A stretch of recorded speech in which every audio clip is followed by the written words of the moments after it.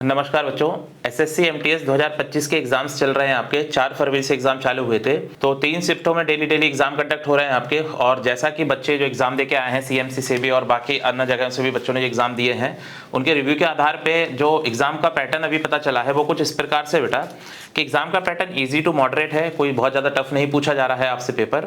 English में अगर बात करें तो 1 से 2 पैसेज पूछे जा रहे हैं आपसे, जो कि कैसे इजी टू मॉडरेट है, और आपके पास में एजुकेशन बेस्ड भी इसमें पैसेज पूछा जा रहा है आपसे, ठीक है ना।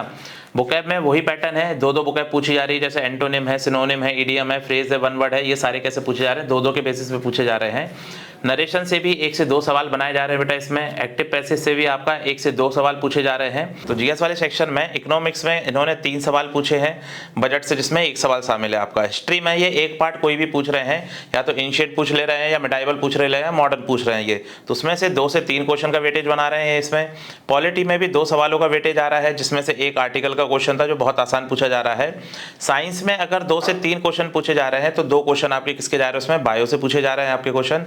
अगर मैं स्टैटिक वाले पार्ट की बात करूं तो स्टैटिक वाले पार्ट में वही सवाल पूछे जा रहे हैं कि ऑथर कौन है, डांस है, फेस्टिवल है, बुक है, स्टैटिक वाले पार्ट से क्वेश्चन आ रहे हैं। यहाँ पर करंट अफेयर का थोड़ा इशू क्रिएट हो रहा है इस एग्जाम में। वो इसलिए हो रहा है बेटा क्योंकि जनरली बच्चे 6 महीने का करंट अफेयर तैयार करके जाते हैं, लेकिन इसमें जो करंट अफेयर पूछ रहा है वो 2024 और 25 का क्यूमुलेटिव पूछ ले रहा है। किसी शिफ्ट में उसने 2019 का भी करंट अफेयर पूछा हुआ है, तो करंट अफेयर को थोड़ा ठीक से देख के जाना पड़ेगा आप सभी बच्चों को, सिर्फ 6 महीने पर डिपेंडेंट होकर ना जाए।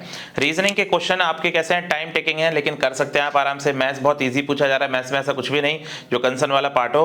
तो ये सारा ओवरव्यू है आपके एमटीएस में चल रहे पैटर्न का। तो जो भी बच्चे आगे एग्जाम देने जा रहे हैं आपको परेशान नहीं होना है। अगर अपन वेटेज की बात करें बेटा एसएससी एमटीएस के एग्जाम में जो भी करंट में ऑनगोइंग है, तो उसमें आपका एक्टिव पैसिव्स का वेटेज ज्यादा है, करंट अफेयर्स का वेटेज ज्यादा है आपका। यहाँ पर अगर रीजनिंग में देखें तो एक इंटरेस्टिंग चीज ये हुई है कि जनरली सिटिंग अरेंजमेंट पे सवाल रीजनिंग में नहीं पूछे जाते हैं। सिटिंग अरेंजमेंट पे भी रीजनिंग से सवाल आए हैं इस बार। आपका सीरीज से, नंबर सीरीज से 6 से 7 क्वेश्चन पूछे गए हैं, कैलेंडर से 2 क्वेश्चन पूछे गए हैं। तो ये वेटेज के बारे में है, तो इन सब चीजों को जरूर ठीक से पढ़ के जाएं। करंट अफेयर आपका 2019 तक का भी सवाल पूछ लिया किसी शिफ्ट में, बाकी 2024 और 2025 का तैयार करके तो जाना ही जाना है आपको। तो ये सारा ओवरव्यू है आपके एमटीएस में चल रहे पैटर्न का। तो जो भी बच्चे आगे एग्जाम देने जा रहे हैं आपको परेशान नहीं होना है। जो पढ़ा है उसी को ठीक से पढ़ाई करें, उसी को ठीक से रिवाइज करें। करंट अफेयर थोड़ा ज्यादा टाइम का तैयार करके जाएं, बाकी आपके सिलेक्शन में बहुत मदद मिलेगी इन सब चीजों से। सीएमसी इंदौर से जुड़े रहें, धन्यवाद।